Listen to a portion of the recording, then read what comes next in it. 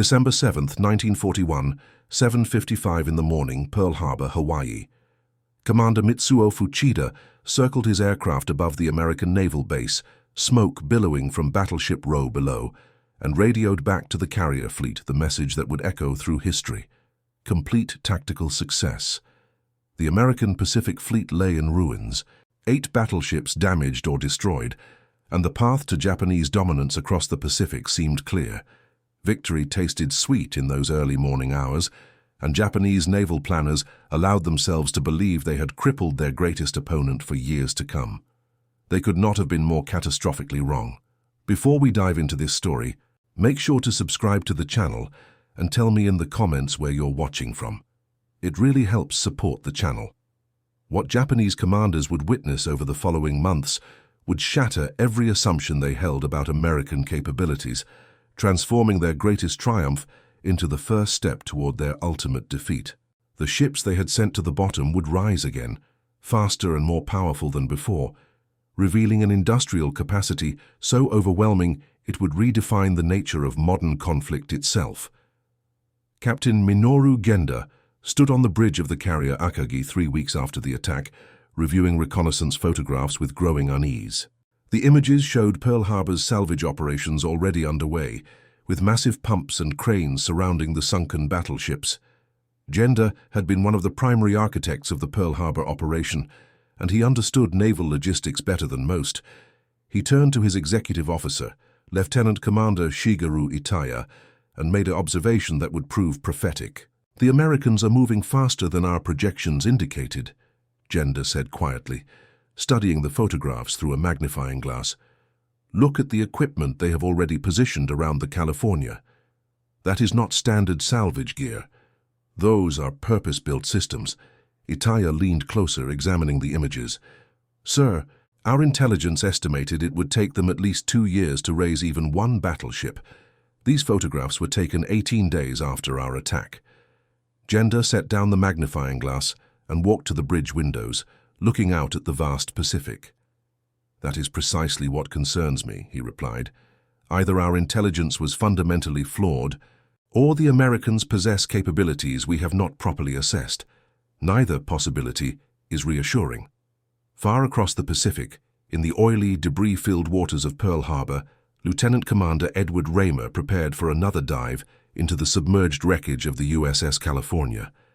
The 35-year-old salvage expert had arrived from the mainland just 5 days after the attack, part of an emergency deployment of the Navy's most experienced salvage personnel.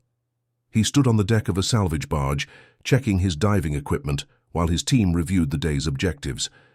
Raymer had spent his entire naval career preparing for exactly this type of operation, though never on such a massive scale. The California sat in 40 feet of water, her hull breached in multiple locations, her interior compartments flooded and filled with fuel oil. Conventional wisdom said she would remain there for years.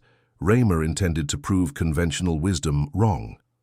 "All right, gentlemen," he said to his assembled team. "Today we are sealing compartments 14 through 17. We have hull technician Morrison's team working the exterior patches, and diver Chen will be inside directing the interior bracing. The pumps will be standing by to begin dewatering as soon as we have confirmed seal integrity." "Questions?" A young ensign raised his hand hesitantly. "Sir, with respect, the Naval Academy textbooks say a ship this size, in this condition, cannot be raised in less than 18 months. We are attempting to do it in what? 3 months. Raymer smiled grimly. "The textbooks were written before someone decided to attack us. The textbooks did not account for working 3 shifts, 24 hours a day, 7 days a week. The textbooks did not account for having unlimited resources and every piece of specialized equipment the mainland can ship to us. Most importantly, the textbooks did not account for the fact that we are extremely motivated. Now let us prove those textbooks obsolete." By late January of 1942, Japanese naval intelligence began receiving reports that deeply troubled their high command. Admiral Isoroku Yamamoto, the architect of the Pearl Harbor attack, sat in his office aboard the battleship Yamato, reading decoded American radio traffic with increasing concern. His chief intelligence officer, Commander Yasuji Watanabe, stood at attention, awaiting his superior's reaction. "Commander," Yamamoto said without looking up from the documents, "these intercepts suggest the Americans have already refloated 2 destroyers and are making significant progress on at least 3 battleships. How confident are we in the accuracy of this intelligence?" Watanabe shifted uncomfortably. "Admiral, we have confirmation from 3 separate sources. Reconnaissance flights, submarine observations, and decoded communications all align. The battleship California has been dewatered and is showing signs of restoration. The Maryland has already departed for mainland repair facilities. The Pennsylvania was never actually sunk and has been repaired in place." Yamamoto set down the papers and looked directly at his intelligence officer. "In your professional assessment, Commander, how did we miscalculate so severely?" The intelligence officer took a deep breath before responding. "Sir, we assumed American industrial capacity operated similarly to our own. We based our projections on how long it would take Japanese shipyards to accomplish similar repairs. We failed to account for the fundamental difference in scale between our industrial base and theirs." "And what is that difference, specifically?" Yamamoto asked, though his tone suggested he already knew the answer. Watanabe pulled out a folder containing production statistics.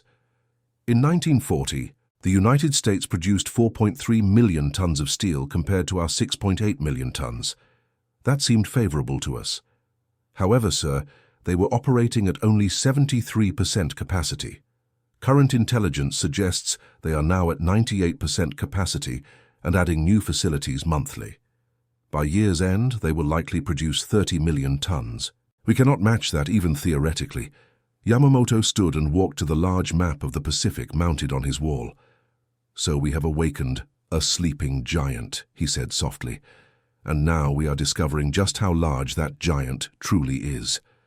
Back at Pearl Harbor, the salvage operations were accelerating beyond even the optimistic projections of American planners.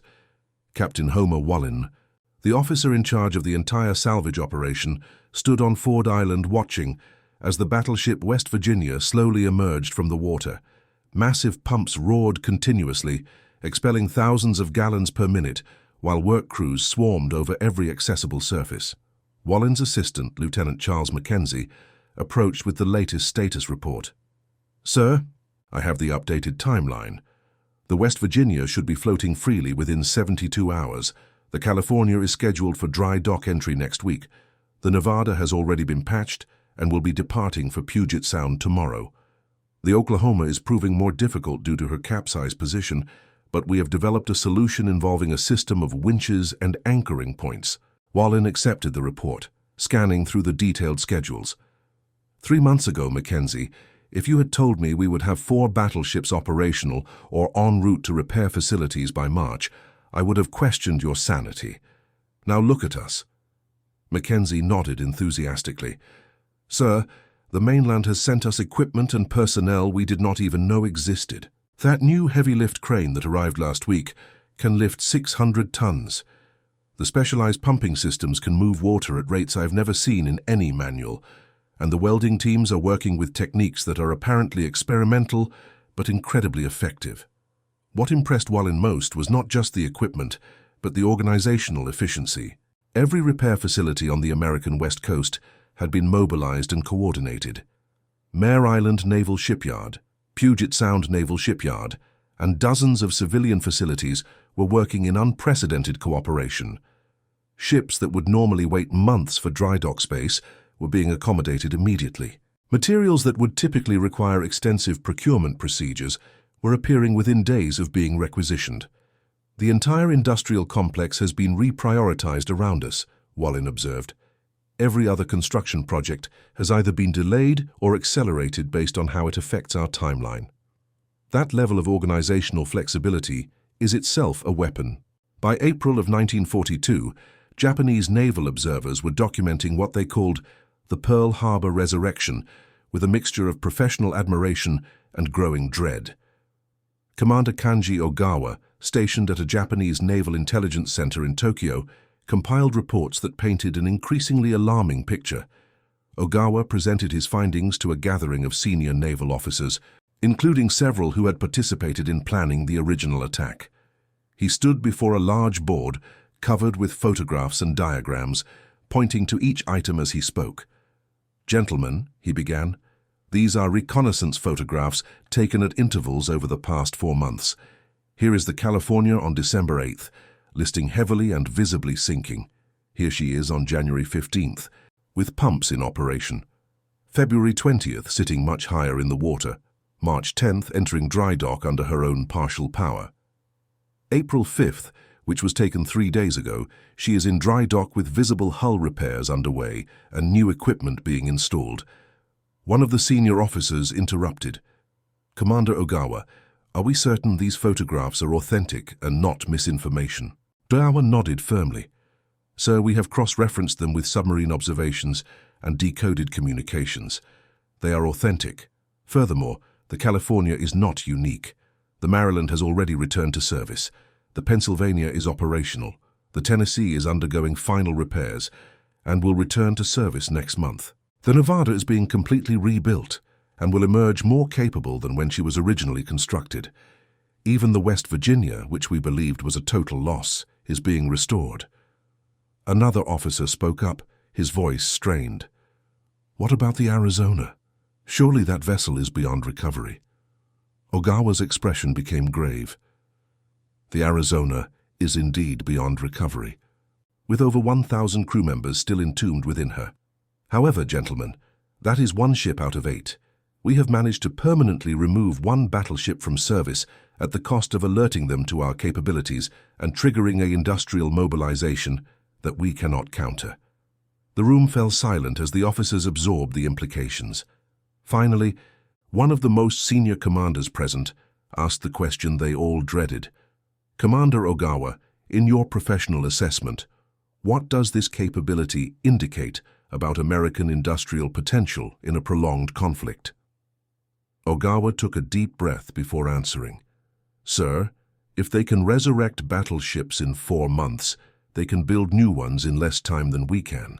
If they can mobilize this level of resources for salvage operations, they can mobilize exponentially more for new construction.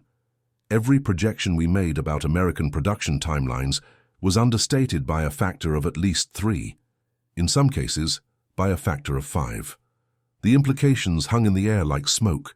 Japan's entire strategic calculus had been based on achieving decisive early victories and then negotiating from a position of strength before American industrial capacity could be brought to bear. The speed of the Pearl Harbor recovery suggested that timeline was impossibly compressed. Lieutenant Commander Mitsuo Fuchida, who had led the air attack on Pearl Harbor, returned to the base on a reconnaissance mission in May of 1942. Flying at high altitude to avoid detection, he photographed the harbor and was shaken by what he saw. Where he had left destruction and chaos 5 months earlier, he now observed a functioning naval base with multiple battleships either present or clearly in the process of being restored. Upon his return, Fuchida immediately requested a meeting with Admiral Chuichi Nagumo, who had commanded the carrier strike force during the attack. The 2 men sat in Nagumo's private office, reviewing Fuchida's photographs and observations. "Admiral," Fuchida said carefully, "I must report that our original assessment was fundamentally incorrect. We believed we had crippled the American Pacific Fleet for at least 2 years. Based on what I observed today, they will have more operational battleships by the end of summer than they had on December 7th. Nagumo examined the photographs closely. "How is this possible? We saw these ships sinking. We documented the damage. Our pilots reported direct hits with armor-piercing ordnance." Fuchida spread out a series of comparative photographs. "Sir, the issue is not the damage we inflicted. The damage was real and substantial. The issue is their response. They have mobilized resources on a scale we did not anticipate. Every damaged ship has become a priority project with unlimited funding and personnel. They are not just repairing these vessels, they are improving them with new equipment and capabilities." Nagumo set down the photographs and looked at his subordinate with haunted eyes. "Then we have not won a great victory, have we, Commander? We have simply angered them and demonstrated our capabilities while they still had time to respond." Fuchida could only nod in agreement. "Admiral, there is something else. The speed of their recovery suggests they were already prepared for this type of emergency. The equipment, the procedures, the organizational structures, all of it was deployed too quickly to have been developed after our attack. I believe they had contingency plans for exactly this scenario. This observation was particularly troubling because it suggested American military planning was more sophisticated than Japanese intelligence had credited. The entire operation had been premised on American unpreparedness, both militarily and psychologically. Instead, the Americans had responded with practiced efficiency. By June of 1942, the strategic situation in the Pacific was evolving in ways that terrified Japanese naval planners. The Battle of Midway had just concluded with devastating losses for the Japanese carrier fleet. 4 fleet carriers had been lost, along with hundreds of experienced pilots and aircraft. Meanwhile, intelligence reports indicated that American shipyards were producing new vessels at an unprecedented rate. Commander Watanabe prepared another briefing for Admiral Yamamoto, this time with production statistics that seemed almost impossible to believe. He entered Yamamoto's office with a thick folder of documents and a heavy heart. "Admiral," Watanabe began, "I have the latest production figures from American shipyards. In the first 6 months of this year, they have commissioned 7 fleet carriers, 12 escort carriers, and 23 destroyers. They have launched but not yet commissioned an additional 14 fleet carriers and 31 escort carriers. Construction has begun on 42 more vessels in just the last 3 months." Yamamoto listened in silence, his face impassive. "Continue, Commander." Watanabe consulted his notes. "Sir, at current production rates, by the end of this year, they will have added more tonnage to their fleet than our entire Navy comprises. By the end of next year, they will have added more than double our total tonnage. These are not projections or estimates, Admiral. These are ships already under construction that we can verify through reconnaissance." "And the Pearl Harbor vessels?" Yamamoto asked quietly. "All but the Arizona and Oklahoma will return to service by the end of this year," Watanabe confirmed. "Moreover, they are being equipped with new radar systems, improved anti-aircraft batteries, and enhanced fire control systems. They will be more capable than they were before our attack." Yamamoto stood and walked to his window, looking out at the ocean. "We gambled that we could achieve victory before their industrial capacity became decisive. We have lost that gamble, have we not?" Watanabe remained silent, understanding the question was rhetorical. After a long moment, Yamamoto continued speaking, more to himself than to his intelligence officer. "I studied at Harvard University," he said softly. "I traveled across the United States. I visited their factories and observed their industrial culture. I tried to warn our leadership that conflict with America was unwinnable, but I was overruled. Now we are seeing the consequences of that decision, and they are even more severe than I feared." The Admiral turned back to face Watanabe. "Commander, in your assessment, can we still achieve any meaningful strategic objectives?" Watanabe chose his words carefully. "Sir, we can win tactical victories. We can make them pay dearly for every advance, but we cannot outproduce them. We cannot replace our losses as quickly as they replace theirs, and we cannot sustain a prolonged conflict against an opponent with such overwhelming industrial superiority. The Pearl Harbor attack demonstrated their vulnerability. Their response has demonstrated their strength. We would have been better served if we had never attacked at all." At Pearl Harbor, the salvage operations were entering their final phase by late 1942. Captain Wallin stood on the deck of the newly refloated West Virginia, watching as work crews installed the final pieces of equipment before her departure for mainland repair facilities. The ship that had been considered a total loss 9 months earlier was now preparing for the journey to Puget Sound, where she would undergo complete modernization. Lieutenant Mackenzie joined him on deck, carrying a clipboard with final inspection reports. "Sir, she is ready for departure. All critical systems are operational, and we have a full complement of escorts arranged for the journey. Puget Sound is expecting her arrival in 6 days." Wallin looked around at the bustling harbor, where 3 other resurrected battleships were in various stages of restoration. "Walk with me, Mackenzie," he said, starting toward the bow. As they walked, Walin spoke about lessons learned that went far beyond technical salvage procedures. What we have accomplished here, he said, is not just about raising ships. We have demonstrated something that will echo throughout this conflict. We have shown that American industrial capacity is not just about building new things. It is about restoring, adapting, and improving at a pace that our opponents cannot match. Mackenzie nodded. Sir, I have heard through channels that Japanese intelligence has been thoroughly documenting our operations. Apparently, our salvage timeline has caused significant concern in their high command. Good, Walin replied. Let them be concerned. Let them understand that for every ship they damage, we will not only repair it, we will improve it. Let them calculate what that means for their strategic position. We are not just recovering from Pearl Harbor, we are demonstrating the futility of their entire strategic approach. The two officers reached the bow and looked out across the harbor. In the distance, the memorial structure over the Arizona was taking shape, a reminder of what had been lost.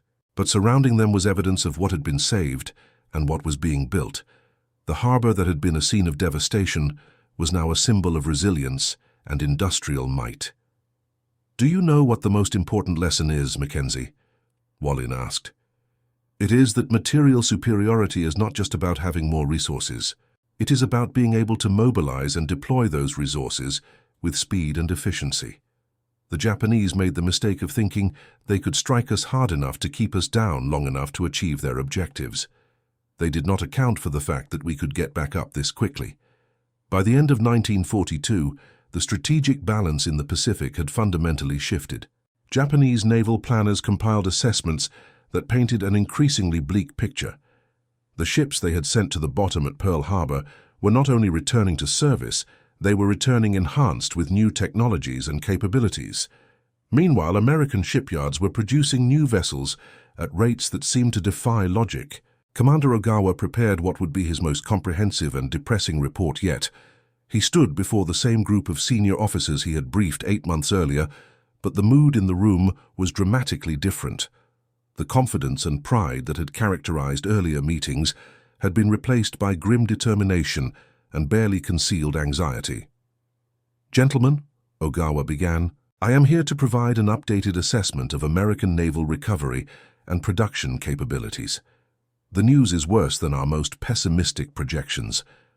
Of the 8 battleships damaged or destroyed at Pearl Harbor, 6 will return to active service by spring of 1943. Only the Arizona and Oklahoma are permanent losses.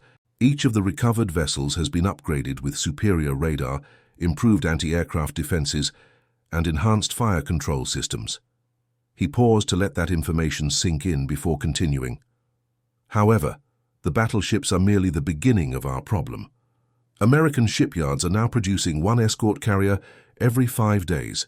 They are producing destroyers faster than we can count them.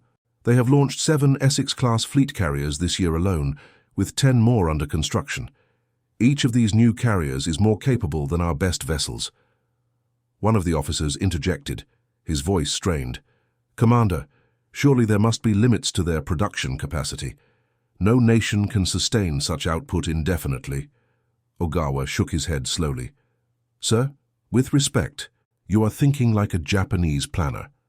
American production capacity operates under different constraints than ours.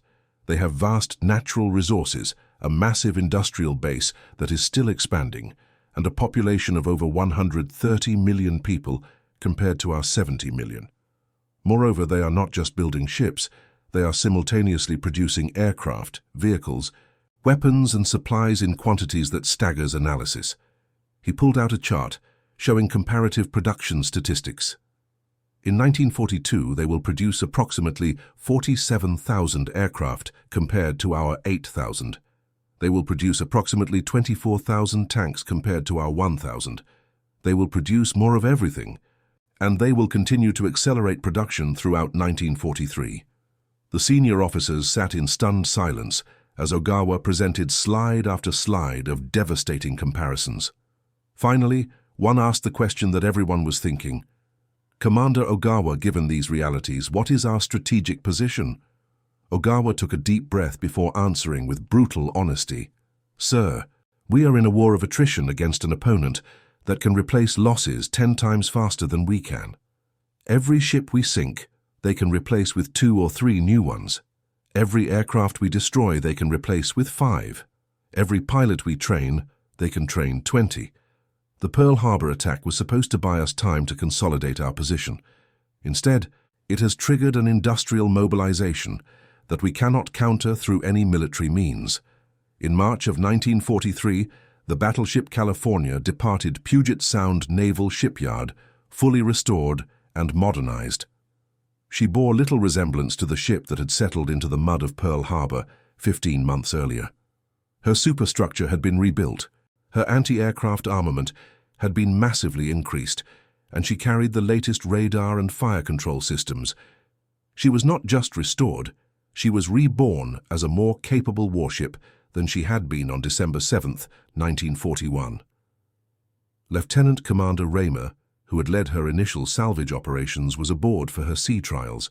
Standing on the bridge as the massive ship maneuvered through Puget Sound, he reflected on the journey that had brought them to this moment. Next to him stood Captain Joel Bunkley, the California's new commanding officer.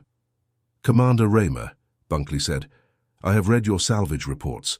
What you and your teams accomplished at Pearl Harbor was nothing short of miraculous. How did you do it?" Raymer considered the question carefully.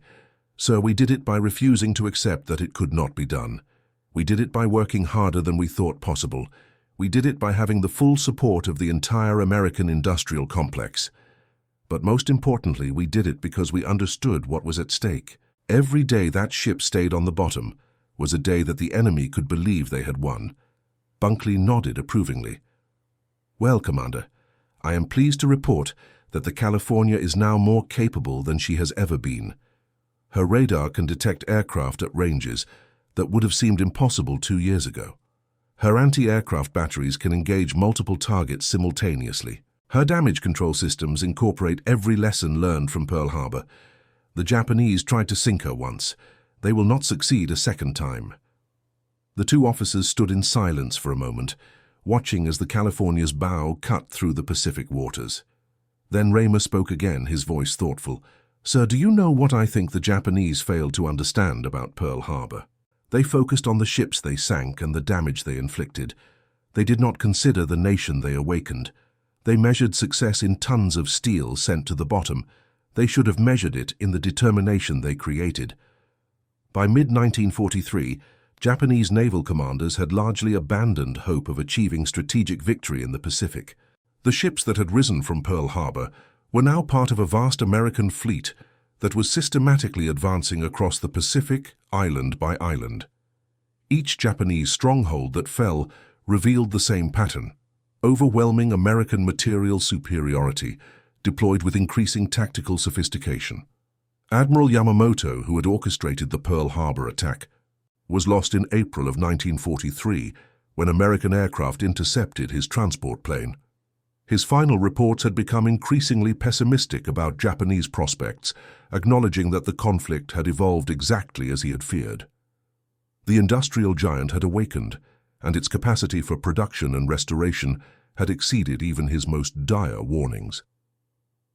Commander Fuchida, who had led the air attack on Pearl Harbor, survived the conflict and later wrote extensively about the lessons learned. In his post-war writings, he reflected on the strategic miscalculation that the Pearl Harbor attack represented. "We sought to cripple the American Pacific Fleet," he wrote, "but we only succeeded in demonstrating our capabilities while they still had time to respond. We sank their battleships, but we awakened their industrial capacity. When those ships rose from the harbor, they carried with them the message that America could not be defeated through material destruction alone." The Pearl Harbor salvage operation ultimately recovered and returned to service 6 of the 8 damaged battleships. The California, West Virginia, Maryland, Pennsylvania, Tennessee, and Nevada all served throughout the remainder of the conflict, participating in operations across the Pacific. Each of these vessels carried improved capabilities and represented not just restored military capacity, but also demonstrated American industrial determination. The Oklahoma, which had capsized during the attack, was eventually righted, but was too damaged for economical restoration and was decommissioned. The Arizona remained where she fell, her wreckage becoming a memorial to the lives lost during the attack. But even these losses, significant as they were, represented only a fraction of the damage the Japanese had hoped to inflict. What truly decided the Pacific conflict was not the tactical outcome of any single battle, but the overwhelming industrial and logistical superiority that the United States brought to bear. The Pearl Harbor salvage operation was merely one example of a broader pattern. American industry could produce, repair, and improve at rates that Japanese planners had not thought possible. By 1945, the contrast was staggering. The Japanese Navy, which had begun the conflict with impressive carrier forces and well-trained personnel, had been reduced to scattered remnants. The American Navy, which had suffered devastating losses at Pearl Harbor, had grown into the largest and most capable naval force in human history. The ships that Japanese commanders had watched rise from the harbor bottom had been joined by hundreds of new vessels, each representing American industrial capacity translated into military power. In the final analysis, the Pearl Harbor attack achieved precisely the opposite of its intended strategic objective. Rather than crippling American naval power, it triggered an industrial mobilization that Japan could not match. Rather than buying time for Japanese consolidation, it accelerated American entry into full wartime production. Rather than demoralizing the American public, it unified the nation in determination to prevail. The Japanese naval commanders who watched Pearl Harbor ships rise from the dead learned a lesson that would echo through military history. In modern industrial conflict, the capacity to produce and restore is as important as the capacity to destroy. They had won a tactical victory on December 7, 1941, but in doing so, they had awakened an industrial capacity so vast that no amount of tactical brilliance could overcome it. The battleships that emerged from Pearl Harbor carried more than new equipment and enhanced capabilities. They carried a message that American industrial power, once fully mobilized, could accomplish what seemed impossible. They demonstrated that material damage, however severe, was temporary when faced with sufficient resources and determination. They proved that the sleeping giant, once awakened, possessed strength beyond what any opponent had imagined. When the California, West Virginia, and the other resurrected battleships joined the final operations of the Pacific Campaign, they represented more than military assets.